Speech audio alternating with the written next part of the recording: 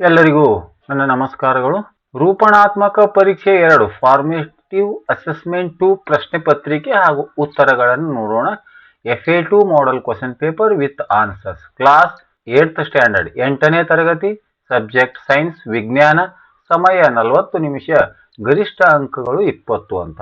ಒಂದು ಹೊಸ ಪಠ್ಯಕ್ರಮದ ಪ್ರಕಾರ ಈ ಒಂದು ರೂಪಣಾತ್ಮಕ ಮೌಲ್ಯಮಾಪನ ಪರೀಕ್ಷೆ 2 FA2 ಮಾಡೆಲ್ ಕ್ವೆಶ್ಚನ್ ಪೇಪರ್ಗಳನ್ನು ಮೊದಲು ನೋಡೋಣ, ನಂತರ ಅದರ ಉತ್ತರಗಳನ್ನು ನೋಡೋಣ. ಒಂದನೇದು ಬಹು ಆಯ್ಕೆ ಪ್ರಶ್ನೆಗಳಿವೆ, 2 ಪ್ರಶ್ನೆಗಳು, ಒಂದೊಂದು ಅಂಕ. ಒಂದನೇ ಪ್ರಶ್ನೆ, ಬಲದ ಅಂತಾರಾಷ್ಟ್ರೀಯ SI ಏಕಮಾನ ಯಾವುದು? Pascal, newton, kilogram, metre. ಸರಿಯಾದ ಉತ್ತರವನ್ನು ಆಯ್ಕೆ ಮಾಡಿ ಬರೀತಕ್ಕಂಥದ್ದು. ಎರಡನೇದು, ವಿದ್ಯುತ್ ಇಸ್ತ್ರಿ ಪೆಟ್ಟಿಗೆಯು ವಿದ್ಯುತ್ ಪ್ರವಾಹದ ಯಾವ ಪರಿಣಾಮದ ಮೇಲೆ ಕಾರ್ಯನಿರ್ವಹಿಸುತ್ತದೆ? ಕಾಂತೀಯ ಪರಿಣಾಮ, ರಾಸಾಯನಿಕ ಪರಿಣಾಮ, ಉಷ್ಣೋತ್ಪಾದನಾ ಪರಿಣಾಮ, ಸ್ಥಿರ ವಿದ್ಯುತ್ ಪರಿಣಾಮ. ಇನ್ನು ಸೆಕೆಂಡ್ ಕ್ವಶನ್, 1 ಅಂಕದ ಪ್ರಶ್ನೆಗಳಿವೆ. ಇಲ್ಲೂ ಕೂಡ 2 ಪ್ರಶ್ನೆಗಳು, ಪ್ರತಿಯೊಂದಕ್ಕೂ ಒಂದೊಂದು ಅಂಕ. ಮೂರನೇ ಪ್ರಶ್ನೆ, ಒತ್ತಡವನ್ನ ಹೇಗೆ ವ್ಯಾಖ್ಯಾನಿಸಬಹುದು? ನಾಲ್ಕನೇ ಪ್ರಶ್ನೆ, ವಿದ್ಯುತ್ ಪ್ರವಾಹವಿರುವ ತಂತಿಯ ಹತ್ತಿರ ದಿಕ್ಸೂಚಿಯನ್ನು ಇರಿಸಿದಾಗ ಏನಾಗುತ್ತದೆ?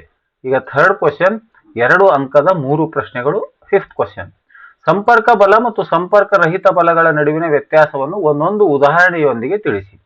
ಆರನೇದು, ಶಾಲಾ ಚೀಲಗಳು ಸ್ಕೂಲ್ ಬ್ಯಾಗ್ಸ್ ಅಗಲವಾದ ಪಟ್ಟಿಗಳನ್ನು ಏಕೆ ಹೊಂದಿರುತ್ತವೆ? ಸೆವೆಂತ್ ಕ್ವಶನ್, ವಿದ್ಯುತ್ ಕಾಂತ ಎಂದರೇನು? ಅದರ ಬಲವನ್ನು ಹೇಗೆ ಹೆಚ್ಚಿಸಬಹುದು ಅಂತ.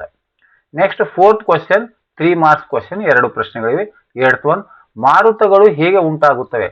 ಒತ್ತಡದ ವ್ಯತ್ಯಾಸವು ಮಾರುತದ ವೇಗದ ಮೇಲೆ ಹೇಗೆ ಪ್ರಭಾವ ಬೀರುತ್ತದೆ? 9th ಕ್ವಶನ್, ವಿದ್ಯುತ್ ಪ್ರವಾಹದ ಉಷ್ಣೋತ್ಪಾದನಾ ಪರಿಣಾಮವನ್ನು ವಿವರಿಸಿ ಮತ್ತು ಈ ತತ್ವದ ಮೇಲೆ ಕಾರ್ಯನಿರ್ವಹಿಸುವ ಯಾವುದಾದ್ರೂ 3 ಸಾಧನಗಳನ್ನು ಹೆಸರಿಸಿ.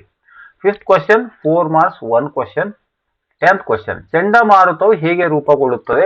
ಅದರ ವಿವಿಧ ಭಾಗಗಳನ್ನು ಉದಾಹರಣೆಗೆ ಕಣ್ಣು ವಿವರಿಸಿ ಅಂತ. ಉದಾಹರಣೆಗೆ ಯಾವುದು? ಕಣ್ಣು ಅನ್ನುವಂಥ. ಚಂಡಮಾರುತವು ಹೇಗೆ ರೂಪುಗೊಳ್ಳುತ್ತೆ ಅನ್ನುವಂಥದ್ದು ಅದರ ವಿವಿಧ ಭಾಗಗಳನ್ನ ವಿವರಿಸಿ. ಈಗ ಉತ್ತರಗಳನ್ನ ನೋಡ್ತಾ ಹೋಗೋಣ. ಮೊದಲನೇ ಪ್ರಶ್ನೆಯ ಉತ್ತರ ಬಿದು ನ್ಯೂಟನ್ ಅನ್ನುವಂಥದ್ದು ಎನ್. ಬಲದ ಅಂತಾರಾಷ್ಟ್ರೀಯ ಏಕಮಾನ ಯಾವುದು? ನ್ಯೂಟನ್. ಎರಡನೇ ಪ್ರಶ್ನೆಯ ಉತ್ತರ ಉಷ್ಣೋತ್ಪಾದನಾ ಪರಿಣಾಮ. ಇಸ್ತ್ರಿ ಪೆಟ್ಟಿಗೆಯಂತಹ ಸಾಧನಗಳು ವಿದ್ಯುತ್ ಪ್ರವಾಹದಿಂದ ಉಂಟಾಗುವ ಉಷ್ಣವನ್ನು ಬಳಸಿಕೊಳ್ಳುತ್ತವೆ, ಅದಕ್ಕೆ ಕಾರಣ ಕೂಡ ಬರೆಯಲಾಗಿದೆ. ಮೂರನೇ ಪ್ರಶ್ನೆಗೆ ಒತ್ತಡವನ್ನು ಹೇಗೆ ವ್ಯಾಖ್ಯಾನಿಸಬಹುದು? ಒತ್ತಡವನ್ನು ಹೇಗೆ ವ್ಯಾಖ್ಯಾನಿಸಬಹುದು ಅಂದ್ರೆ, ಒಂದು ಏಕಮಾನ ವಿಸ್ತೀರ್ಣದ ಮೇಲೆ ಕಾರ್ಯನಿರ್ವಹಿಸುತ್ತಿರುವ ಬಲವನ್ನೇ ಒತ್ತಡ ಎನ್ನುತ್ತಾರೆ. ಫೋರ್ತ್ ಕ್ವಶನ್, ವಿದ್ಯುತ್ ಪ್ರವಾಹವಿರುವ ತಂತಿಯ ಹತ್ತಿರ ದಿಕ್ಸೂಚಿಯನ್ನು ಇರಿಸಿದಾಗ ಏನಾಗುತ್ತದೆ? ವಿದ್ಯುತ್ ಪ್ರವಾಹವಿರುವ ತಂತಿಯ ಕಾಂತಕ್ಷೇತ್ರವನ್ನು ನಿರ್ಮಿಸುವುದರಿಂದ ಅದರ ಹತ್ತಿರ ಇರುವ ಸೂಜಿಯು ವಿಚಲನೆಗೊಳ್ಳುತ್ತದೆ. ಈಗ ನೆಕ್ಸ್ಟ್ ಫಿಫ್ತ್ ಕ್ವಶನ್, ಅದರ ಪ್ರಶ್ನೆ ಮತ್ತು ಉತ್ತರ ನೋಡೋಣ. ಸಂಪರ್ಕ ಬಲ ಮತ್ತು ಸಂಪರ್ಕ ರಹಿತ ಬಲಗಳ ನಡುವಿನ ವ್ಯತ್ಯಾಸವನ್ನು ಒಂದೊಂದು ಉದಾಹರಣೆಯೊಂದಿಗೆ ತಿಳಿಸಿ. ಮೊದಲಿಗೆ ಸಂಪರ್ಕ ಬಲ. 2 ವಸ್ತುಗಳ ನಡುವೆ ಭೌತಿಕ ಸಂಪರ್ಕವಿದ್ದಾಗ ಮಾತ್ರ ಕಾರ್ಯನಿರ್ವಹಿಸುವ ಬಲ, ಉದಾಹರಣೆಗೆ ಸ್ನಾಯು ಬಲ. ಇನ್ನು ಸಂಪರ್ಕ ರಹಿತ ಬಲ ಎಂದರೆ ವಸ್ತುಗಳು ಪರಸ್ಪರ ಸಂಪರ್ಕದಲ್ಲಿಲ್ಲದಿದ್ದರೂ ಕಾರ್ಯನಿರ್ವಹಿಸುವ ಬಲವನ್ನ ನಾವು ಸಂಪರ್ಕ ಬಲ, ಸಂಪರ್ಕ ರಹಿತ ಬಲಗಳ ವ್ಯತ್ಯಾಸವನ್ನು ಹೇಳ್ತೀವಿ. ಇದಕ್ಕೆ ಉದಾಹರಣೆ ಅಂದ್ರೆ ಗುರುತ್ವಾಕರ್ಷಣೆ ಬಲ. ಸಂಪರ್ಕ ರಹಿತ ಮತ್ತು ಸಂಪರ್ಕ ಸಹಿತ ಅಂತಕ್ಕಂಥ. ಸಂಪರ್ಕ ಬಲ, ಸಂಪರ್ಕ ರಹಿತ. ಸಂಪರ್ಕ ರಹಿತ ಅಂದ್ರೆ ಇಲ್ಲಿರುವಂತ ಉದಾಹರಣೆ ಗುರುತ್ವಾಕರ್ಷಣೆ ಬಲ. 6th ಕ್ವಶನ್, ಶಾಲಾ ಚೀಲಗಳು ಸ್ಕೂಲ್ ಬ್ಯಾಗ್ಸ್ ಅಗಲವಾದ ಪಟ್ಟಿಗಳನ್ನು ಏಕೆ ಹೊಂದಿರುತ್ತೆ?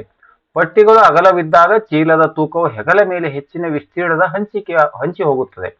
ಇದರಿಂದ ಒತ್ತಡವು ಕಡಿಮೆಯಾಗಿ ಚೀಲವನ್ನು ಹೊರಲು ಸುಲಭವಾಗುತ್ತದೆ. ಹಾಗಾಗಿ ಇಲ್ಲಿ ಸ್ಕೂಲ್ ಬ್ಯಾಗ್ಗಳನ್ನ ಅಗಲವಾದ ಪಟ್ಟಿಗಳನ್ನ ಹೊಂದಿರುತ್ತವೆ ಅಂತ. ಇನ್ನು 7th ಕ್ವಶನ್, ವಿದ್ಯುತ್ ಕಾಂತ ಎಂದರೇನು? ಅದರ ಬಲವನ್ನು ಹೇಗೆ ಹೆಚ್ಚಿಸಬಹುದು? ವಿದ್ಯುತ್ ಕಾಂತ ಎಂದರೇನು ಅಂದ್ರೆ, ಕಬ್ಬಿಣದ ತಿರುಳಿನ ಮೇಲೆ ತಂತಿಯನ್ನು ಸುತ್ತಿ ಅದರ ಮೂಲಕ ವಿದ್ಯುತ್ ಹರಿಸಿದಾಗ ಅದು ಕಾಂತದಂತೆ ವರ್ತಿಸುತ್ತದೆ. ತಂತಿಯ ಸುತ್ತುಗಳ ಸಂಖ್ಯೆಯನ್ನು ಹೆಚ್ಚಿಸುವ ಮೂಲಕ ಅಥವಾ ಹೆಚ್ಚಿನ ವಿದ್ಯುತ್ ಹರಿಸುವ ಮೂಲಕ ಅದರ ಬಲವನ್ನ ಹೆಚ್ಚಿಸಬಹುದು ಅಂತ. 8ನೇ ಕ್ವಶನ್, ಮಾರುತಗಳು ಹೇಗೆ ಉಂಟಾಗುತ್ತವೆ? ಒತ್ತಡದ ವ್ಯತ್ಯಾಸವು ಮಾರುತದ ಮೇಲೆ, ವೇಗದ ಮೇಲೆ ಹೇಗೆ ಪ್ರಭಾವ ಬೀರುತ್ತದೆ ಅಂತ ಪ್ರಶ್ನೆ ಇದೆ. ಮಾರುತಗಳ ಉಂಟಾಗುವಿಕೆ ಭೂಮಿಯ ಮೇಲಿನ ಅಸಮಾನ ಉಷ್ಣತೆಯಿಂದಾಗಿ ಒತ್ತಡದಲ್ಲಿ ವ್ಯತ್ಯಾಸ ಉಂಟಾಗುತ್ತದೆ. ಗಾಳಿಯು ಯಾವಾಗಲೂ ಹೆಚ್ಚಿನ ಒತ್ತಡದ ಪ್ರದೇಶದಿಂದ ಕಡಿಮೆ ಒತ್ತಡದ ಪ್ರದೇಶಕ್ಕೆ ಚಲಿಸುತ್ತದೆ. ಇದನ್ನೇ ಮಾರುತ ಎನ್ನುವರು. ಒತ್ತಡದ ವ್ಯತ್ಯಾಸ ಹೆಚ್ಚಾದಷ್ಟು ಮಾರುತದ ವೇಗ ಹೆಚ್ಚಿರುತ್ತದೆ ಅಂತ. 9th ಕ್ವಶನ್, ವಿದ್ಯುತ್ ಪ್ರವಾಹದ ಉಷ್ಣೋತ್ಪಾದನಾ ಪರಿಣಾಮವನ್ನು ಹೇಗೆ ವಿವರಿಸಿ ಮತ್ತು ಈ ತತ್ವದ ಮೇಲೆ ಕಾರ್ಯನಿರ್ವಹಿಸುವ ಯಾವುದಾದ್ರೂ 3 ಸಾಧನಗಳನ್ನ ಹೆಸರಿಸಿ ಅಂತಿದೆ. ಉಷ್ಣೋತ್ಪಾದನಾ ಪರಿಣಾಮ, ಒಂದು ವಾಹಕದ ಮೂಲಕ ವಿದ್ಯುತ್ ಪ್ರವಾಹ ಹರಿದಾಗ ಆ ವಾಹಕವು ಬಿಸಿಯಾಗುತ್ತದೆ. ಇದನ್ನು ವಿದ್ಯುತ್ ಪ್ರವಾಹದ ಉಷ್ಣೋತ್ಪಾದನಾ ಪರಿಣಾಮ ಎನ್ನುತ್ತಾರೆ.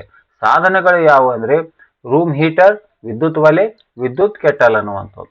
ಇನ್ನು ಟೆಂತ್ ಕ್ವಶನ್, ಚಂಡಮಾರುತವು ಹೇಗೆ ರೂಪುಗೊಳ್ಳುತ್ತದೆ, ಅದರ ವಿವಿಧ ಭಾಗಗಳನ್ನು ವಿವರಿಸಿ ಅಂತಿದೆ. ಚಂಡಮಾರುತ ರೂಪುಗೊಳ್ಳುವಿಕೆ ಮೊದಲು ನೋಡೋಣ. ಬೆಚ್ಚಗಿನ ಗಾಳಿಯು ಮೇಲೇರಿದಾಗ ಅಲ್ಲಿ ಕಡಿಮೆ ಒತ್ತಡದ ಪ್ರದೇಶ ನಿರ್ಮಾಣವಾಗುತ್ತದೆ.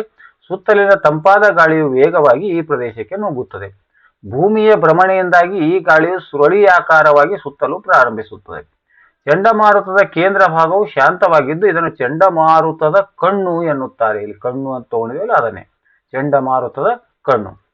ಕಣ್ಣಿನ ಸುತ್ತಲಿನ ಪ್ರದೇಶವು ಅತಿ ವೇಗದ ಗಾಳಿ ಮತ್ತು ಭಾರೀ ಮಳೆಯಿಂದ ಕೂಡಿರುತ್ತದೆ ಅಂತ. ಆದ್ಮೇಲೆ ಈ ರೀತಿಯಾಗಿ 6ನೇ ತರಗತಿಯಿಂದ 10ನೇ ತರಗತಿವರೆಗಿನ ಕನ್ನಡ, ವಿಜ್ಞಾನ ಮತ್ತು ಗಣಿತ ವಿಷಯಕ್ಕೆ ಸಂಬಂಧಪಟ್ಟಿರುವಂತಹ FA ಪ್ರಶ್ನೆ ಪತ್ರಿಕೆಗಳ FA 1, 2, 3, 4, SA 1, 2 ಪ್ರಶ್ನೆ ಪತ್ರಿಕೆಗಳ ಮಾದರಿ ಪ್ರಶ್ನೆ ಪತ್ರಿಕೆಗಳು ಮತ್ತು ಅವುಗಳ ಉತ್ತರಗಳ ವಿಡಿಯೋವನ್ನು ಮಾಡ್ತಾ ಇದ್ದೀನಿ.